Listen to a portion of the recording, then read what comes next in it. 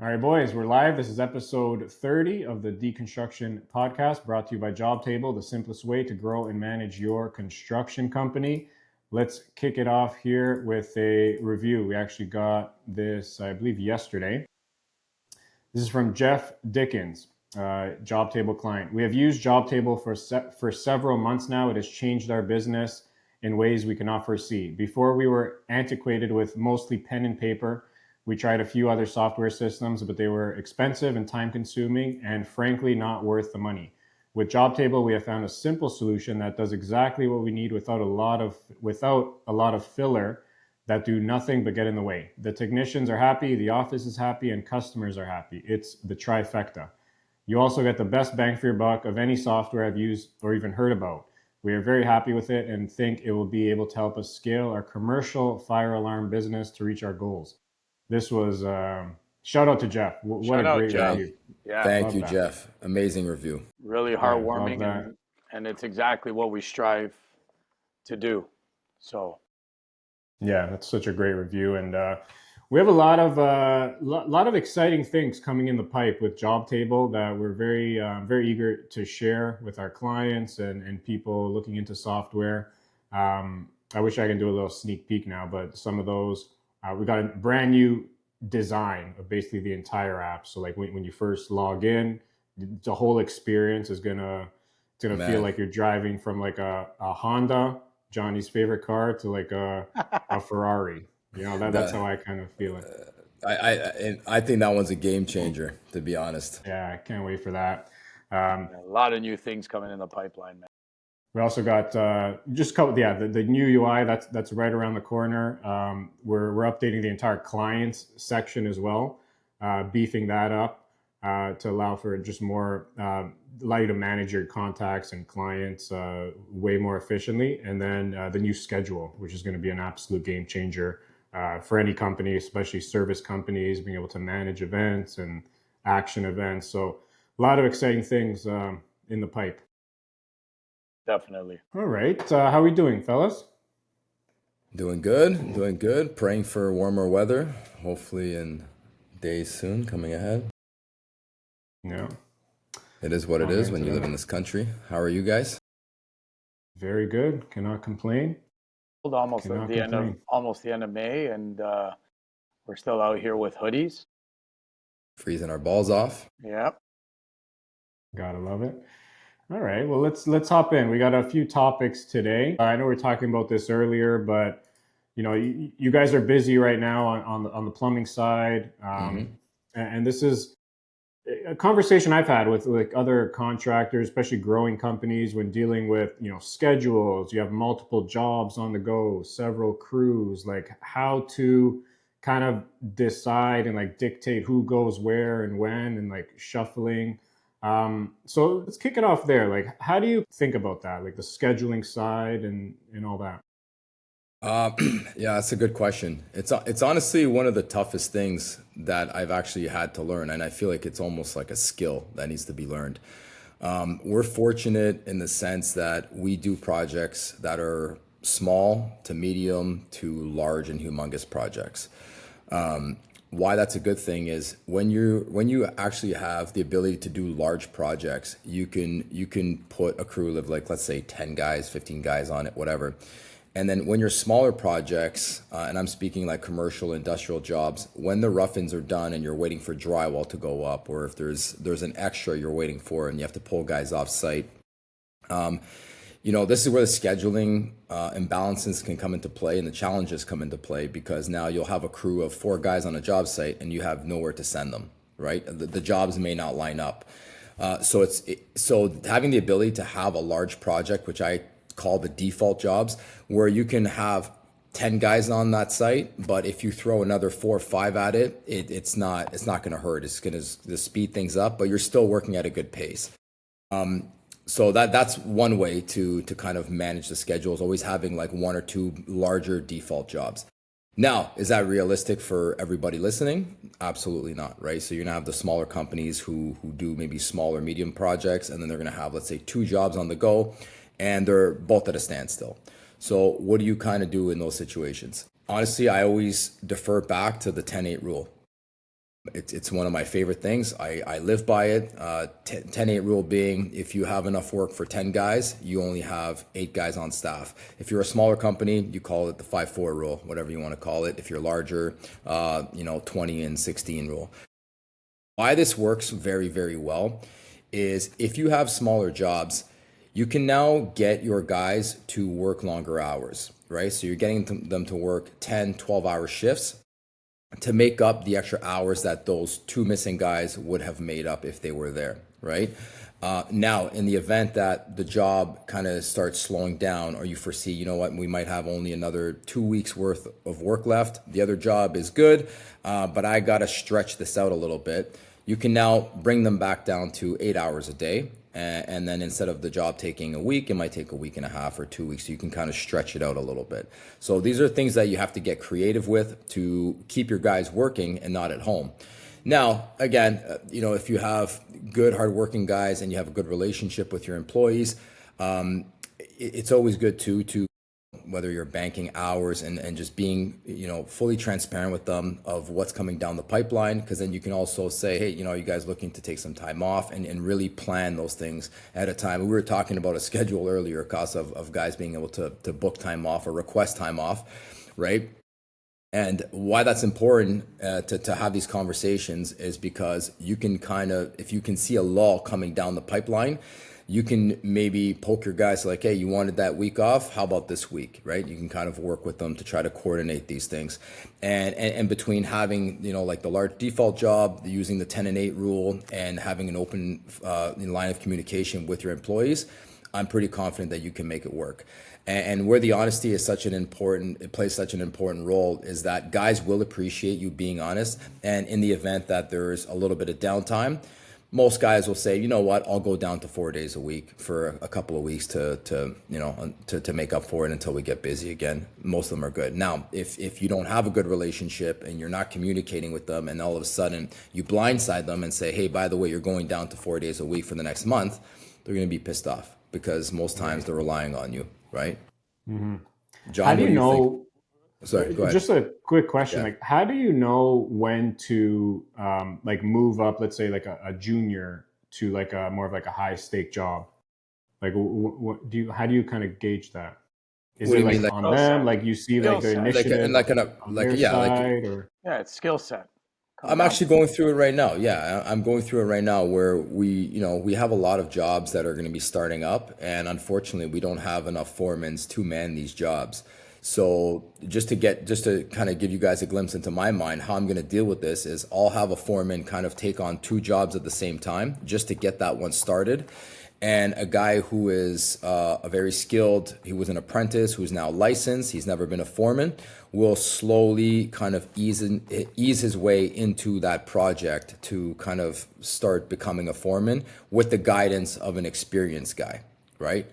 And that's all you can do, right? It goes back to micromanaging. You really can't do that anymore. If you want to grow your business and you want to expand and you want to scale your business, you can't micromanage every single person. You have to let these guys fly on their own. They have to make mistakes, but you have to manage those mistakes and you have to keep an eye on them until you feel like you can take a step back and then another and then another and another until they're free to fly on their own. Yeah, that's what I was kind of getting at. Is like I believe the best way to learn is by doing. Right. So absolutely, if you have someone who doesn't have the skill set yet, what's a better way to get them to acquire that skill set than to actually do the thing?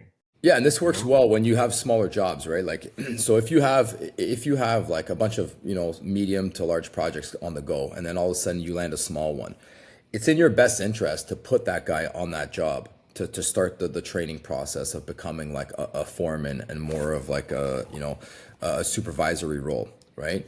As we're like, guys will make the mistake. They wait too long and then they get a huge project and they don't have a choice. They have to throw somebody that doesn't have the experience on that project and hope for the best. And then what ends up happening is it takes out of their day because now they have to kind of micromanage to keep an eye on everything and they're constantly worrying. So it's not beneficial to do that. So I rather take a guy that's a 3rd-year, 4th-year apprentice who's showing a lot of promise and drive. I'd rather pull him off a job where he's working well with the foreman and say, hey, listen, I'm going to pull this guy for a month because he's going to go take care of the small project and let him take his time with it. right? Obviously, his pay is a little bit lower than a foreman or a licensed guy. So I can afford to have him there. Instead of having him there for 3 weeks, I can have him there for 3.5, 4 weeks, right? I'll spend a little bit more on the labor, but in return, I'm getting a guy who's gaining this amazing experience Yeah, and giving no, him that confidence as well. yeah, and just to add to that too, I think it also comes on knowing your guys' skill sets and knowing where to place them, right? It's kind of like a game of chess. Um, when you know a guy has, for example, we have, many guys on staff, and a lot of them boast different skill sets, and a lot of them, lack in certain areas. So if we know that one guy has speed and, he's amazing at underground drains, then most likely that's going to be the foreman if we're starting like a big industrial project where we have, thousands upon thousands of feet of underground drains. Now, if we have a kid who's coming up, and let's just say he hasn't had too much experience with the underground drains, we might shift crews a little bit so that we can start putting guys' skill sets to the test, right? And start teaching them the other avenues because, a lot of people think that they go to trade school, and trade school is going to teach them, um, you know, how to be a plumber or what you need to learn. But the reality is when you're going to trade school, a lot of it you're just learning abbreviations, kind of like code. Let's say in the way it's written in the code book. But who actually prepares you has to be the company, right? So I've met a lot of plumbers in my days, working for large companies where I'm standing beside a licensed guy making top dollar, and the guy has never roughed in his life. We've talked about this a few times on our show, and he's gone through his whole apprenticeship just doing finishing, installing fixtures, but he's never roughed in. Now he went to go get his license, and truthfully, I believe that the reason for that is the company where he was at when he was learning, they just never moved him around enough times with different crews to start developing that skill set. And that's one thing that Charlie's really good at is knowing where the guys like really shine and where they lack, right? So if we know a guy, is really good at what he does, but let's just say he's not the cleanest. He leaves tools around. He leaves a mess when he leaves, which is personally like my biggest pet peeve. And we have to work in an occupied space. That's probably not going to be the foreman. You know what I mean? Because he's more rough around the edges. So I think when you scheduling work, it's also knowing what your guys' skill sets are and where they lack, and knowing where to place them at which time. And listen, just like Charlie said, we've had default jobs that we have to send everybody to, but if we're sending again, let's take the that clean job that has to be done in an occupied space, and that's the default job for whatever reason. Well, if that foreman that's not that clean has to be sent there, he's going to work under the other foreman that's running the job, right? So it's really knowing where to place the guys. It's like a puzzle, right? It's just knowing that it's like, okay, look, we need to stretch this job a little bit, right? So maybe we'll pull a couple of guys off that job, right? Because it's not an aggressive schedule. We have time. So we'll pull them from there, but the other job, it needs a push, right? So, but at the same time, that job that we're pulling guys from, it's not suffering. You know what I mean? We'll never let one job suffer so that another job can get done, right? It's really like Charlie said, the 10-8 rule, 2016 rule, 30-24 rule, where these guys are really busy, because we really know how to stretch them to a point where they keep busy all the time. But when we foresee that lull, let's just call it, in work, that's when we'll start approaching the guys and being like, remember how you were breaking our balls that you wanted to take that family vacation? Well, now might be the time, right? So looking at everything in advance. And that's why, we talk about this a lot too, Costa. That's why I truly believe working off of a schedule, like that schedule should be your like end all be all, right? Anything that goes in the schedule has to happen. You know what I mean? And don't get me wrong, like I know a lot of guys listening might say, yeah, but the schedule constantly changes. Well, that's why, like me myself, and I know Charlie for sure. Um, we're constantly revamping our schedules, maybe multiple times a day. You know what I mean? Definitely And just to, multiple times a week, right? an important thing to that point too, John, like the schedule should be God. Like that's the king. And why I say that is for many reasons. Number one, it will help you and your team stay organized, right? Like first and foremost. If anything changes, it can be changed on the fly. Everybody will be notified. Obviously, if you're using a simple software, that can be done with ease. But why it's also important, and I think this like takes the cake, is we get asked all the time, right? Like, how do I get off tools, right? As an owner, I think this is you guys will agree with me. A lot of owners think they're God's gift to their own companies, right? Like nobody could do it as well as I do. And I'm here to tell you that you are not God's gift to your company. You're a human just like anybody else, and other humans can be taught the skills that you have. Okay. And why that's important and having a schedule is once you start to live by that schedule, you can now create time for yourself, right? You can now schedule in the things that matter the most to you, time with your family, exercise, gym, whatever it may be, right? And then you can now schedule your work around these things, right? And then whenever there's a time where you feel like, well, I need to be there, so I have to miss a gym. This is where these subtle things can come into play. And what I mean by subtle things is your foreman who always calls you about an extra and says, hey, there's going to be a huge extra on this job, and then you stop everything you're doing, you start typing up the extra, you send the emails, you're now teaching him to write these emails, right? I don't want this phone call. I want you to stop, get your laptop out, and you type it up and you send it. Okay, I'll clean it up and I can forward it. Another thing, sitting in on meetings. No, Charlie, it's always you that does the meetings because you talk to the heads and the big shots. Well, guess what? Now, starting every single Monday, you're going to come to site with me and you're going to sit in on those meetings with me.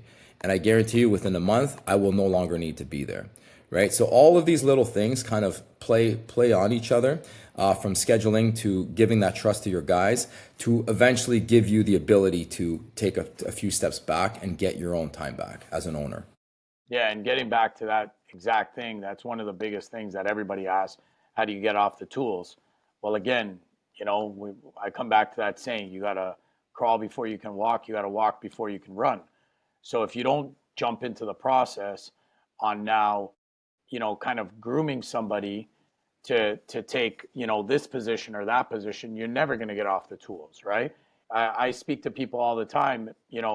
I spoke to somebody, a year ago about this exact same topic, and then, he approaches me this year again, and he's like, "Man, I'm still not able to get off the tools." It's like, okay, who did you hire? It's like, well, I tried this one guy, but he wasn't good. It's like, how long did you hire him for? It's like, oh, he lasted 4 weeks because, you know, I just didn't see he had this skill set. And it's like, okay, well, what did you do to show him the processes and procedures? What did you do to like Charlie said, like let him come into the meeting? You know what I mean? Doesn't mean he has to talk, right? Let him get a feel for what it is. Because a lot of people, the reality is that they're scared to try something new, right? So if you ease somebody into it, you show them the ropes, you show them the way you want it done, over time, just like anything, just like a kid, right? It's just like raising a kid. Over time, they're going to get it. They're going to start to pick up on it, right? And a lot of times, there's people that will, on the surface, you'll meet them and you'll be like, this guy doesn't have it, right? But if you don't give them a shot, you'll never know. Some of the people, and again, even in our own company, like me and Charlie have laughs about this all the time. Some of our superstars, at first glance, when we interviewed them, I looked at Charlie. I'm like, I don't know, man. Like, like what's the vibe you got? And lo and behold, a few years later, there are superstars. You know what I mean? So it's like you never know. And Costa, I know you always say this because even with our hiring for Jobtable, it's like you find diamonds in the rough, right? And in order to take a step back, you have to show them the ropes. Maybe it's the way you're teaching them, right? Maybe it's also like, you think you're going to hire somebody and somebody's just going to like just grab it and run with it, right? Chance of that happening is like slim to none, right? So you Yeah. You know, like even us, we ran into a situation years ago where we kept looking for licensed guys and we kept going through them because they literally they sucked. And you know, me and Charlie, we just had this like kind of like light bulb go off in our head, and it's like, man, we just spent the last 4 years trying to hire just licensed guys, and where has it gotten us? We're like at, you know, we're still at stage one. If we hired a first year apprentice, you know what I mean, that knew nothing after these 4 years, we could have hired four of them and we could have groomed them to the way we know we want our company to be run. And these, you know, first year apprentices 4 years later, right, could have been the superstars. And here we are still looking for these licensed guys, right? So Yeah. again, it's like anything else. You have to crawl before you walk. You have to walk before you run. So, you know, you got to take the time, right? And again, living by the schedule, right? Getting guys to understand that you live by that schedule every day. If that schedule changes, you'll be notified. You know, again, using a software where if you have to change something, everybody's getting notified. Everybody understand what has changed in real time, right? And people start to get with it. They start to understand where it's like, oh, okay, you know, I was supposed to be there at 9 a.m., but I got to go here first, then I got to go there. You know, this is just the reality of the game. And you got to get, like I always say, you got to treat your employees like friends, right? Especially as you start to scale up, people have to understand the importance, like their importance in the company and their role, right? So if you give people that satisfaction, right, and talk to them and let them in on, look, you know, I'm switching this around, or I was going to send you there, but you know what? I'm going to send, you know, Bob there, and I'm going to send you over here because I feel like, you know, you'd be better at doing this. Even though it might be a shittier job, they appreciate that. It's like, oh, okay, you're sending me there because, you know, I'm better suited for that job. You know what I mean? Yeah. So it's really Yeah. knowing people's skill sets as well. Yeah, like I'm glad you guys mentioned, like we talk about efficiency a lot, and you know I'm glad you guys mentioned, you know, the importance of a schedule and a calendar, right? And I can't tell you how many conversations I have, and I know you guys have as well, where a lot of contractors, they run their schedules through a mix of like text messages, like group chats, whiteboards, like phone calls, and like, you know, you can make the argument that it works until it doesn't work, right? When things get like just too busy, there's too many bodies, and it just like it's so time consuming. And that's why just having like a central place where your entire company, you know, has complete transparency, you know exactly who's who and where, and like you mentioned, like things change and schedules change like on the fly almost, you know, daily. That's a bigger argument to have a schedule. And then the second point I can make is I think this is like on kind of like a benefit that's not really talked about as much, right? Like in a lot of industries, and I'd imagine like construction, it's would you guys say it's like a high turnover type of business where like, you know, guys kind of come and go and for a multitude of different reasons, or is it stable on like the workforce side? I would say, like in our situation, like it's pretty stable. The turnover that we get is we just find, you know, a lot of guys are just trying to fly under the radar. And you know, like we speak about many times, you know, their skill set's going to be put to work right away, right? Their skill set, their you know, punctuality, you know, everything's going to be put to the test, right? So those are the only guys that truthfully don't make it. Um, you know, My but point, my point though, I think you guys are like an anomaly in this situation because you guys really value like the culture and like the family, like you guys talk about a lot. So I think that speaks to why people stay with you guys for the long term. But think about like in general, construction, it's a very like chaotic, like you know, it's draining like mentally, physically. So think about now if you're an owner of a company and you can eliminate one of those like chaotic elements, which is like the schedule. So now imagine if you're an employee now with like you're onboarded into a company with like a nice clean app, you know, it's organized, you know exactly where you're going. Like that's one area where like they don't really have to think about.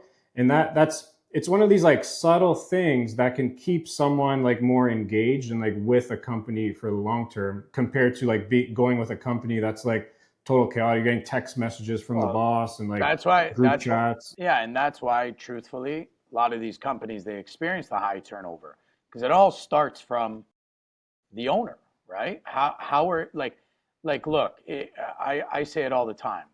If you walk into your office and you got papers all over your desk and you got a million things to do and you don't know where every paper is, what is your initial like sense of feeling when you walk in, right? You feel chaotic.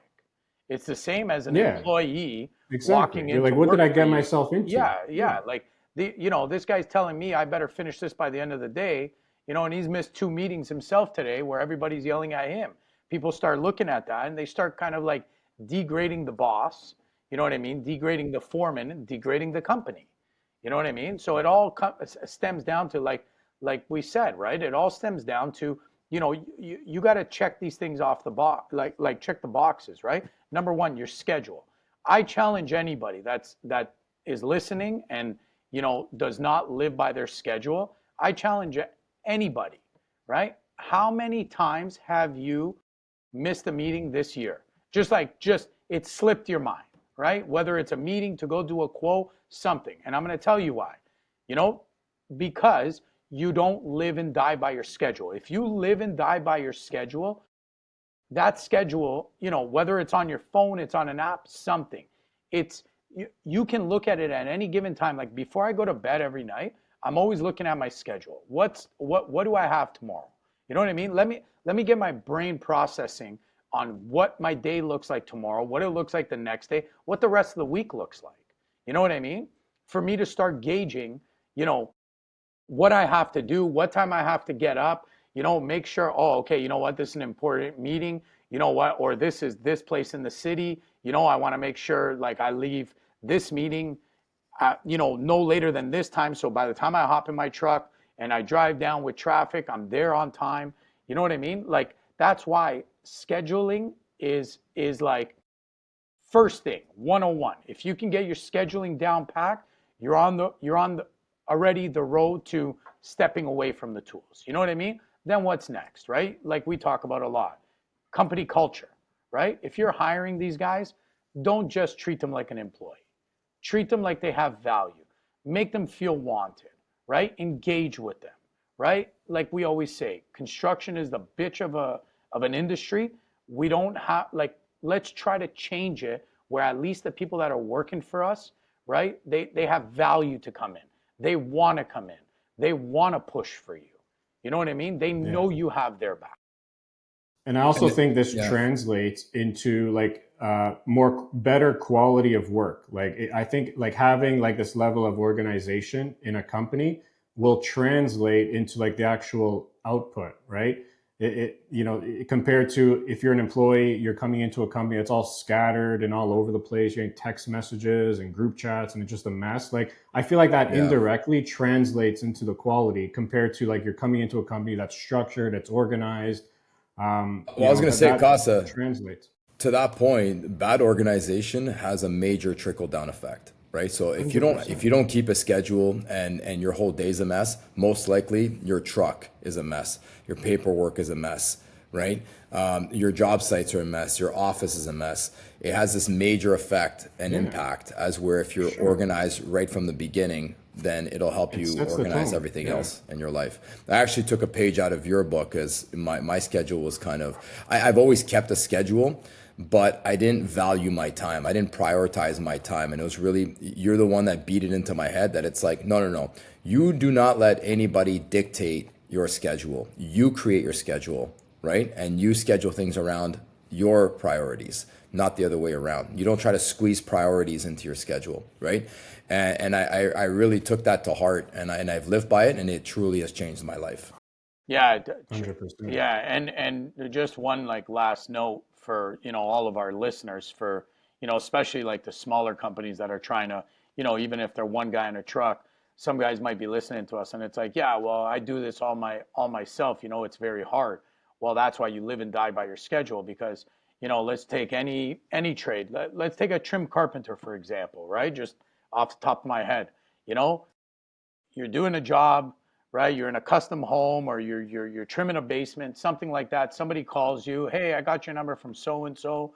You know, yeah, I was wondering if you could come by and give me a quote. Guess what? If you live and die by a schedule, right? You can literally, as you're on the phone, pull it out, whether you're using an app, whether you're just using, the schedule on your phone, whatever it may be, and you can look at it and tell the person honestly right there while you're talking to them. You're engaging in a sales process, right? They called you because they got your number saying that you do good work, right? The last thing you want to do is like blow them off the phone and be like, yeah, I'm just in the middle of something. I'll call you back. Well, guess what? You didn't put it in your schedule. You probably didn't write down their number. You know what I mean? Because you're in the middle of something. But at least if you're there and you pull out your schedule, right, while you're with them on the phone, it's like, look, I'm in the middle of something, but tomorrow I have time between 10 and 11. Does that work for you? Right? Oh, it does? Okay, perfect. What's your name? You fill it out quickly. Boom. Now it's in your schedule. Took you 2 minutes. You continue on about your day. Now at the end of the day, or when you go for lunch or break or anything like that, and you go back to your schedule, right? Or even if you totally forgot about it and you're like me, that before you go to sleep, you're just checking your schedule, just see what your day looks like the next day. It's like, oh yeah, shit, I got to go to this person's house and give a quote, right? You've put it into your schedule. Live and die by it.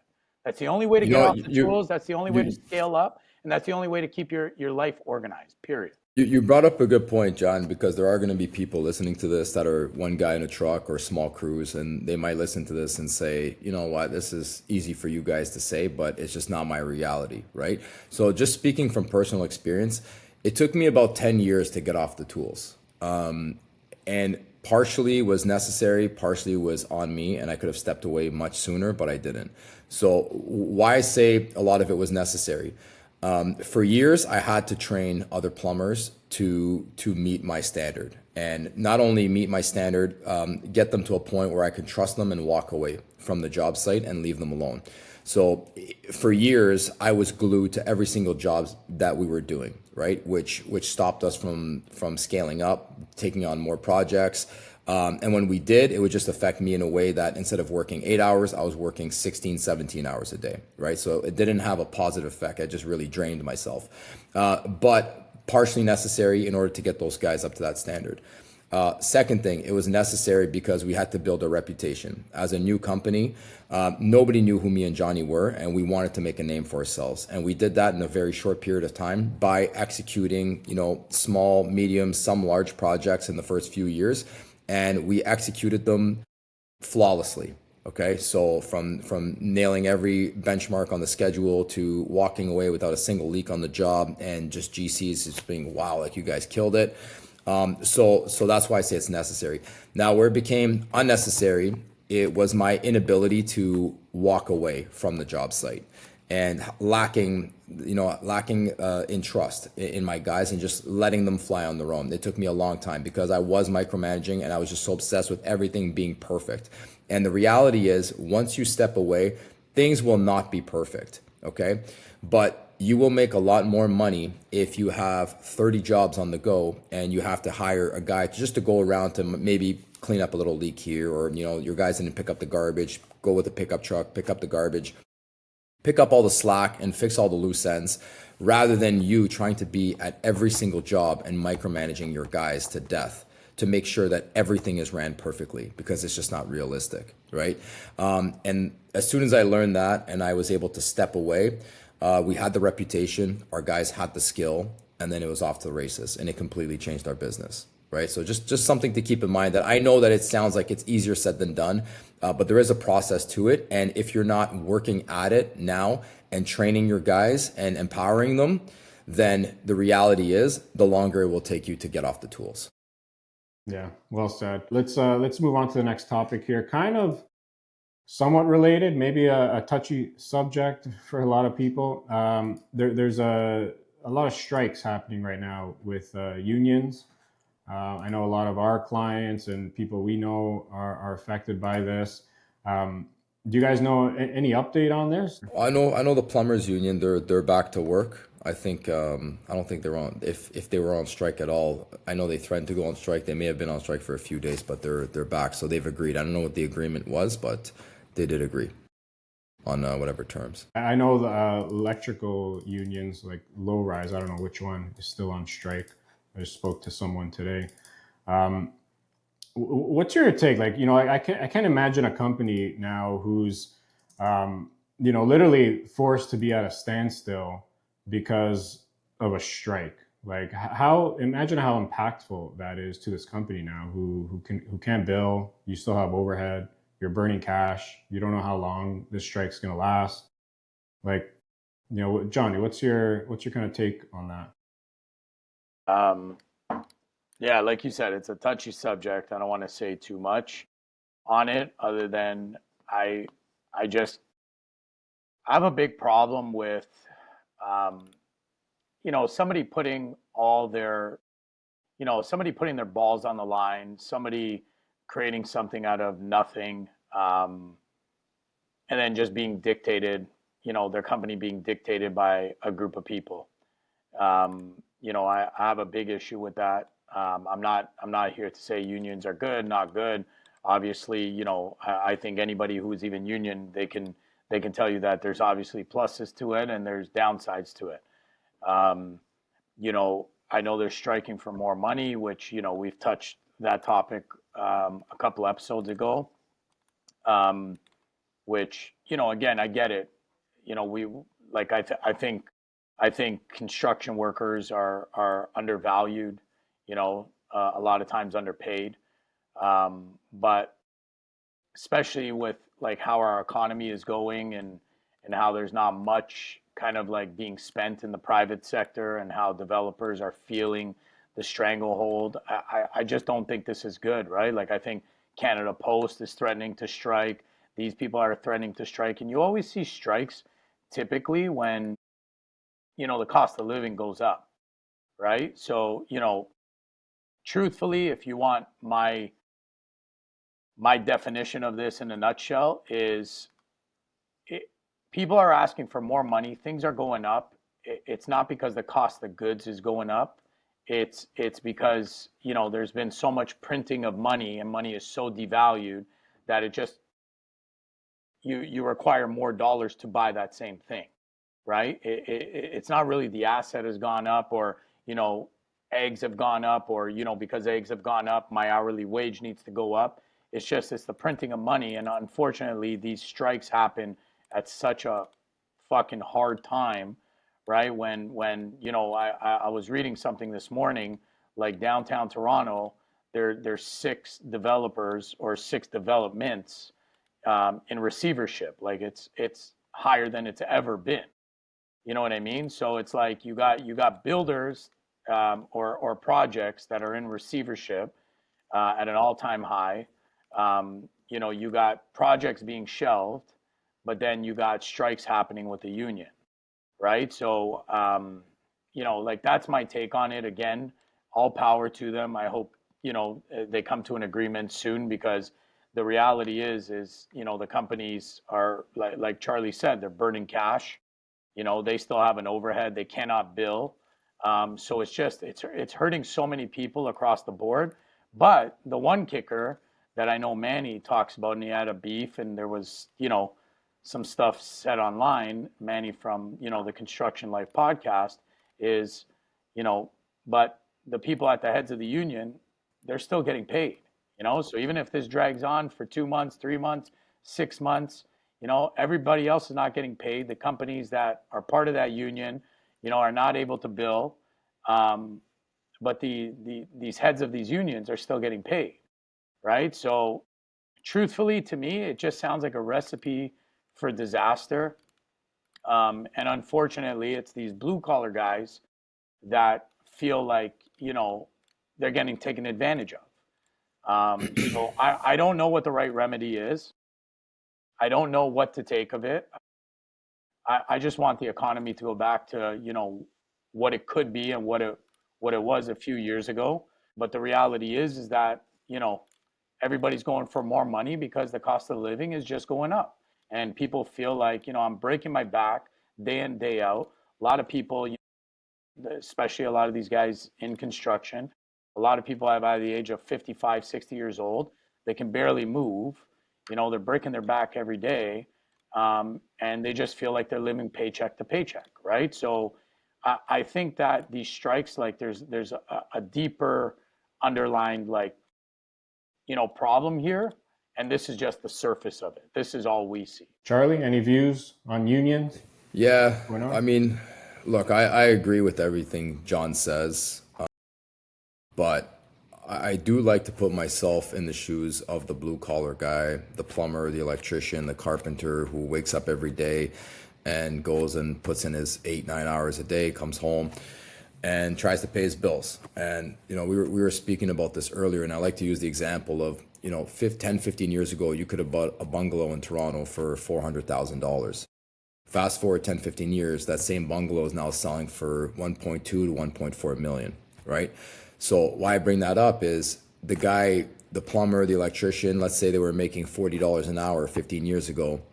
They're not making $120, $150 an hour now to keep up with the price of the houses that have gone up, and groceries and everything, right? And take the money out of it. I agree with everything Johnny says, but just look at it from their point of view, right? So they work just as hard, just as many hours, but now a house has 3x, 4x, right, over the course of 10 years. So how is that guy who's now making an extra $10, $20 an hour over the course of 15 years, how is he expected to buy a house, right? A kid that just got his license. How is he expected to afford a mortgage? He's not. It's not expected. And that's kind of like the running joke now is it's like, if your parents aren't successful, you're going to struggle too, because, you need the help from your parents nowadays in order to be able to afford a down payment. So why I bring that up is I understand why they're doing it, right? The unions, they'll fight for their guys, and I use the term fight very loosely, because I always tell someone who's really a union brother and all that, I said, I always tell them, stop paying your union dues and see how much of a brother you're going to be in a few months, right? Once they don't receive those dues. But look, assuming that those dues are paid and you're a union member, they will fight for you. And that's what they're trying to do. They're trying to get you as much money as possible. And unfortunately, owners and builders are caught in the crossfire. And that's just the reality of it. And it's a negotiation tool. It works well, and this is why they do it. So look, from an owner's side, yeah, it's fucking bullshit that they can dictate whether you can go to work or not and how much you're going to pay your guys. They kind of take that decision making away from you. And on the other side, I understand why they do it, because these guys are, I don't want to say grossly underpaid, just the economy is so fucked up. But in reality, because the economy is where it is and the money printing is where it is, they are technically grossly underpaid for what things cost in comparison to what they're paid. So that's kind of my view on it. I see it from both sides. Yeah, make no mistake. Obviously, it's the blue collar, worker that's always catches the short end of the stick, and I know they're fighting for them. I don't want to come across like I don't understand what they're going through. Obviously, I totally understand. That's why I brought up the fact of this is all happening because of the overprinting of money, right? It's like you said, right? We had this conversation earlier this morning, Charlie. We bought our houses in the $300,000-$400,000 range, right? What, 10, 15 years ago? They've 4x'd. Now, my question to this is always, did your asset go up, or did your money devalue so it takes more dollars to buy that same asset? Right? That's the question that a lot of people have to be asking themselves.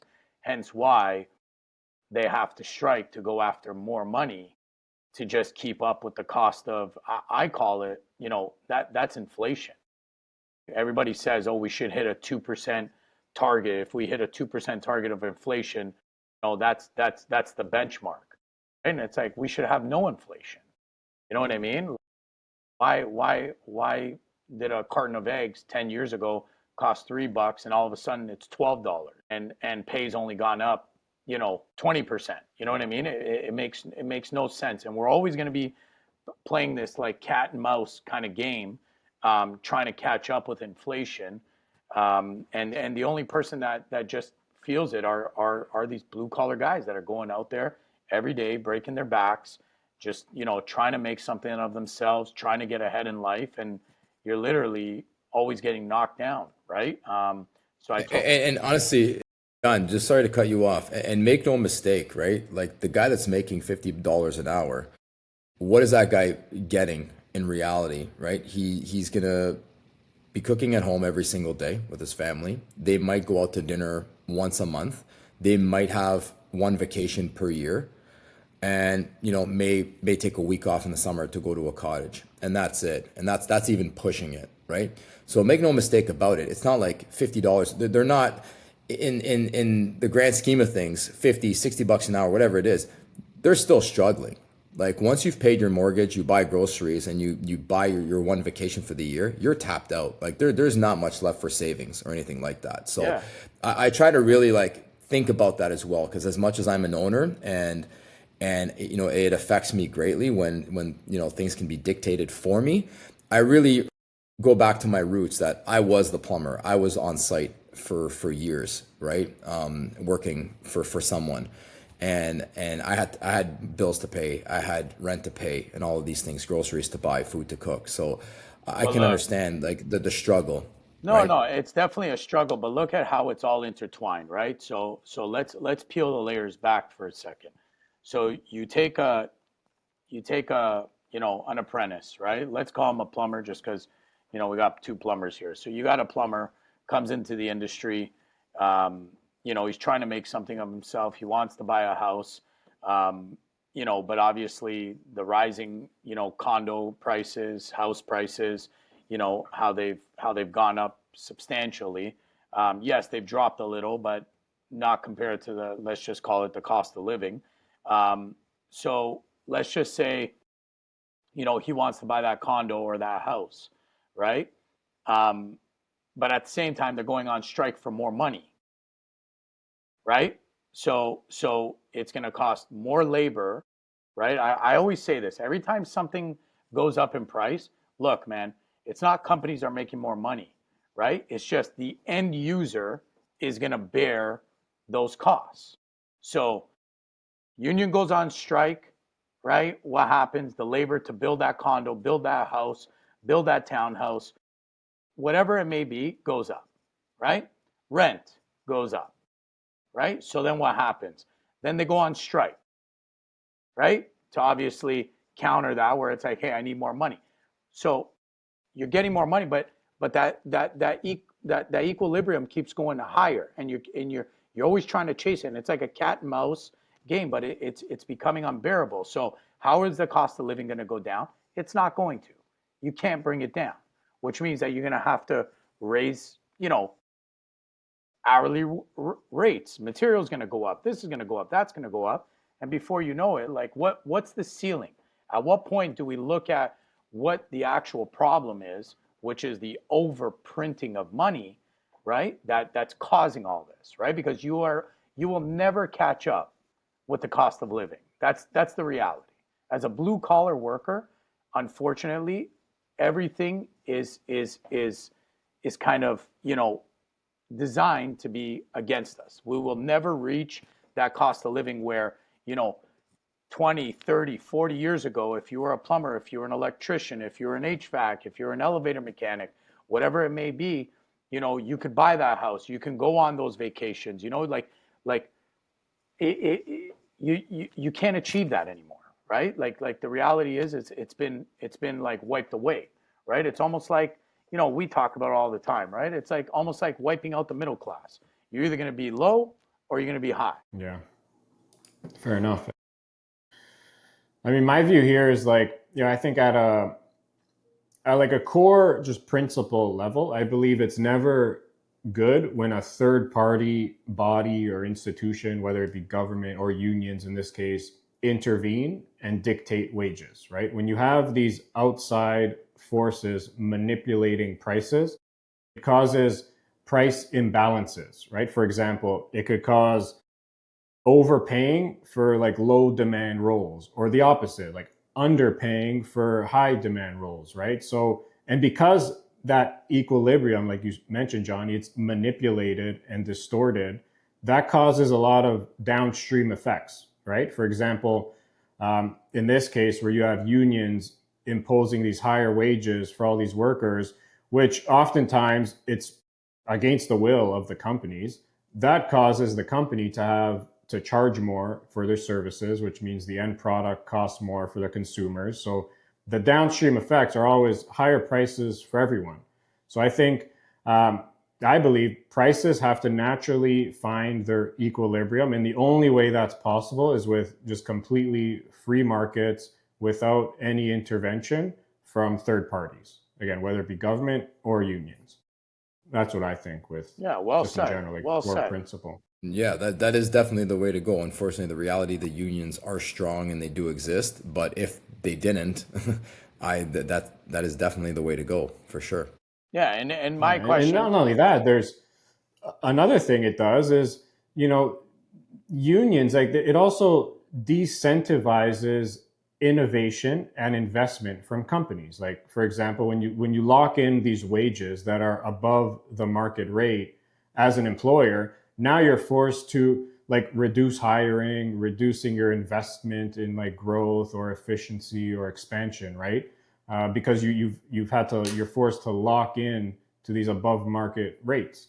So it's, has that negative trickle too for just growth of Yeah. companies. And you know what? A big negative effect I've seen it having on plumbers specifically, and I'm sure that this is true for all trades. But in the high rise sector, you'll have some plumbers that just get stuck doing one thing for their entire apprenticeship. So whether it be sleeving or just finishings, let's say, right? So they're just installing sinks and toilets, right? They end up doing that for 5 years. They get their license. They're a licensed plumber, so they're making top wage.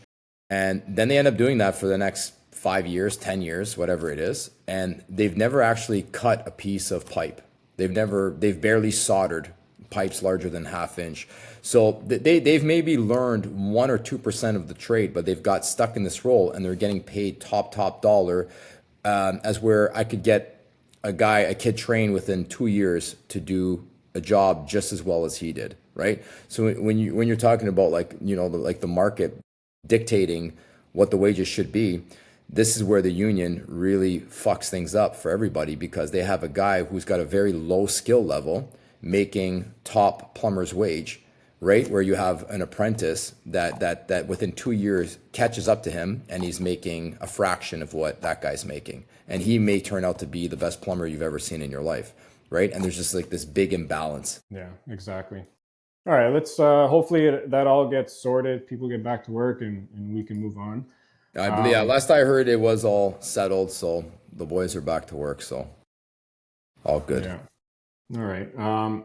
Last topic here is, so Johnny, why, very simply, right? Why do you see some contractors today in like, economic downturn and there's a lot of uncertainty, but you still see some contractors and companies that are thriving while others in the same industry, same markets are struggling? Like, why, what is that? What's going on? It could be a lot of um, you know pieces that play to that role. The one I see the most is number one, just people not um, you know just keeping their head up, right? Like looking on the horizon, right? We talk about this all the time, where it's like, I'm always looking. I don't worry about what's happening today. I'm always looking at 3 months, 6 months, 9 months down the line, right? I'm looking at the economy. I'm looking at how it's shifting. I was just talking to one of our big clients today, and a lot, like we were doing a lot of like interior, what we call interior fit ups, right? So like big companies coming downtown, or anywhere for that matter, any city around us, and taking over an office space that need a massive renovation. That's not happening right now, right? A lot of companies are going remote. A lot of people are, because of the uncertainties of the market. A lot of like there's not a lot of private spending going on, right? So they've had to shift. They've had to pivot their business. You know what I mean? And they've pivoted it to a market where, like right now, in Ontario, who's spending the most money is government. Right? So there's a lot of like infrastructure going on. A lot of they're spending a lot of money on like wheelchair accessibility. So a lot of those projects are going on. So they've kind of shifted where it's like we're doing more of utilities, kind of site services instead of like the interior rentals. But they were able to look at the market from afar and see it coming from a mile away, right? Where a lot of guys, they just, they get stuck in the day to day and then it hits them like a bat out of hell, right? Like they don't know what hit them and they don't understand why they're slow. That's number one. Another one, which we've talked about many times on this show as well, is understanding the economic downturn and how to stay busy, right? So again, if you're still out there charging what you were charging in 2020, 2021, and actually trying to increase prices from then, because people are think they want to pull 30, 40, 50% out of every single project. It's not reality right now, right? Like you gotta go with the markets, right? When the market is down, the number one thing is to stay busy, right? You have like a lot of people. I always find in construction, a lot of people, they don't look at their business, number one, as their biggest asset, and number two, as it's like it's its own person, right? Yes, you are the owner of it, but it's its own entity. You know what I mean? And you need to make sure that entity, that machine is well oiled, right? And when the oil is running dry, you know what I mean? You need to constantly make sure that there's enough oil to keep the gears spinning. And what I mean by that is your overhead costs, your insurances, everything like that. So it's knowing when to, kind of go with the flow with the market. And then once again, because right now we're in kind of like, an economic like recession, I would say, you know what I mean? Whether we're at the beginning of it, in the middle, which is up for discussion, we are in a recession. So when we're in a recession, what's the thing that you have to do? You have to ensure that you're scaling back your costs, right? Ensure that you're looking on the horizon and ensure that everything you're putting out is a very competitive price, right? Like, unfortunately, it's not what we want to do, but unfortunately, sometimes we'll take jobs just for costs, right? Just to keep everything turning. You know what I mean? And that's what gets us out of this hump. Right now, we're in a lull. The industry is in a lull. So the most important thing is just to keep working, right? It's either you do that to keep working or you scale back, right? Because if you're trying to keep what you had in 2020 and 2021 and not understand what's going, you're burning cash right now. And before you know it, you know what I mean? People are closing up doors, right? Every week for the past like 2 months, I'm hearing of another, whether it's big, medium, or small, companies closing up shop, right? Like I just mentioned earlier, I just found out today through, our banker that, there's 16 like large projects downtown Toronto that are in receivership. It's like one of the highest ever recorded, you know? So it's really knowing how to gauge like what's going on in the market to keep busy. Yeah. Charlie, any thoughts? Yeah, look, me and Johnny have a very strong partnership. We always have very early on that we have two extremely different skill sets, right? Johnny's very good at building the relationships with the clients and the general contractors.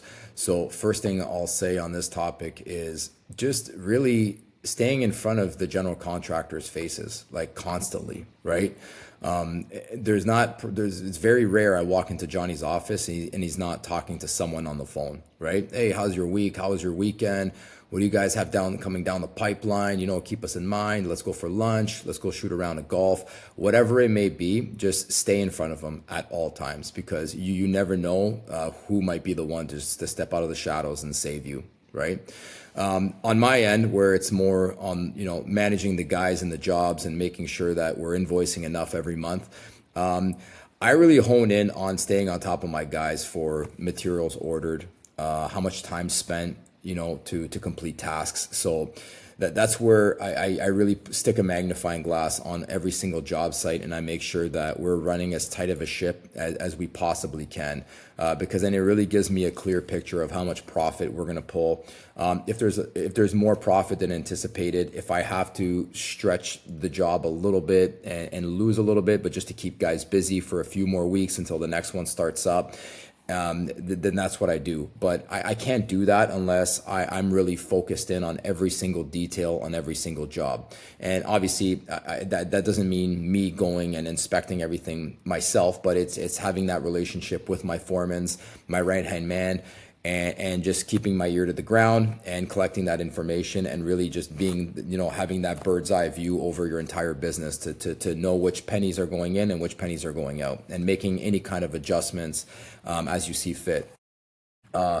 Next thing, which is a topic that we've probably beat to death, but I'll take another stab at it, is service work. A lot of companies shy away from this. It is truly recession proof, but I see often, too many times, guys like us, they complete a large project, and the new clients that are moving in, whether it's a car dealership, whether it's a new office space, they're just begging for someone to stay on with them as their service contractor, right? And a lot of companies like us, as soon as they're done, they wash their hands of the job. I want to get paid and I'm out of here. They want nothing to do with the service contract.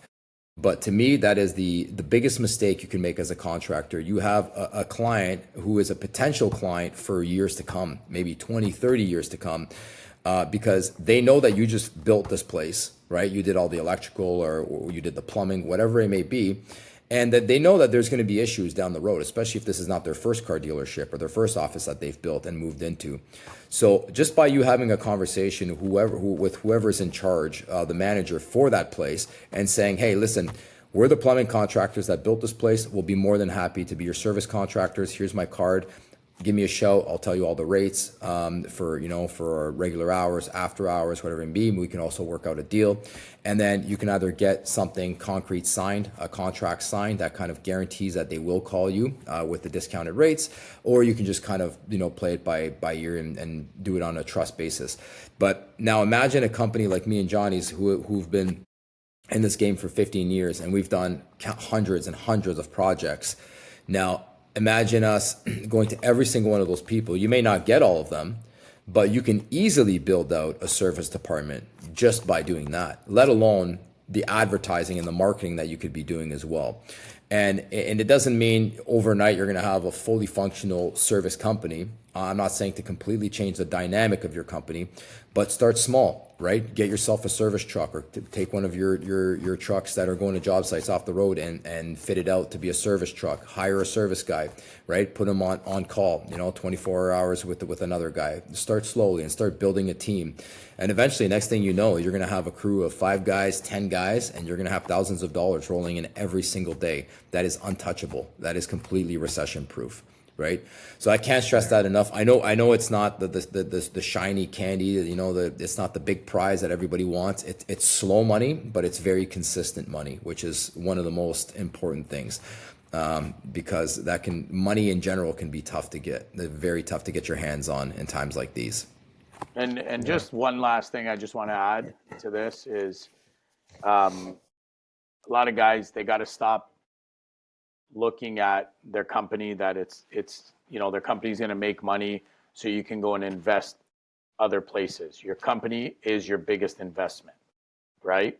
So if the company made money and you need to reinvest into the company to obviously get to the next point, that's what it's all about, right? It is your biggest investment, right? So if you want to take that money out to go play the stock market, I get it. But at the same time, if your company also needs some TLC, or you want it to grow, like Charlie said, buying another truck, outfitting it, I wanted to make an investment here, or I wanted to buy this, to maybe flip it in a couple of years. Well, buy a service truck, start a service division. And like Charlie said, it's going to be slow money, but, in that 2 years, you're going to notice how much it's, ramped up, right? So again, last point on this is your company is your biggest investment, right? Don't be afraid to reinvest into it. Yeah.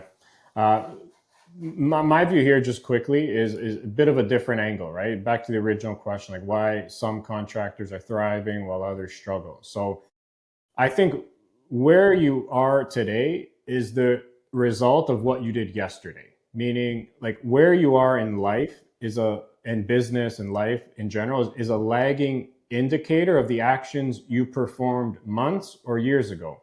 For example, like, how are you improving your skill set? Like, how did you get better at marketing? How did you get better at sales? How many books did you read? Who are you hanging out with? Like, how did you take care of your body? All these things compound and determine where you're at today, where your business is at today. So with that said, that means that your tomorrow's success is still in your hands. So that company that's in your industry that's killing it right now, like, I'm sorry, tough love. I believe they just compounded their skill set better than you did. And that's why they're ahead. Like they're breathing the same air as you, they're in the same market, same industry, but they're doing better. So there's a reason for that. They're not some like special human that breathes different air. Like, they did something that you didn't. And that's what I believe is they just compounded their skills better. Well said. Well said. Yeah, look, at the end of the day, like, don't forget, you're the owner, you're the captain of the ship, right? You got to work smarter and harder than everybody else every single day, right? And it's not up to your employees to figure this shit out. So, as much as you want time off and you want to step away from the tools as well, you have to put the right pieces in place for the future, like you just said, right? Put in the processes now so you can benefit from them later. All right, boys, this was a good, fun discussion. Let's wrap there. Yeah, if you're listening this far, make sure you subscribe on Spotify, Apple, YouTube, wherever it is. We would really appreciate it. And if you're a contractor looking to streamline a lot of your business and save time, reduce the admin headache, check out jobtable.com, sign up for a 14-day free trial and check it out. Boys, pleasure as always. We'll talk next week. Pleasure. Ciao, boys. Ciao. Bye.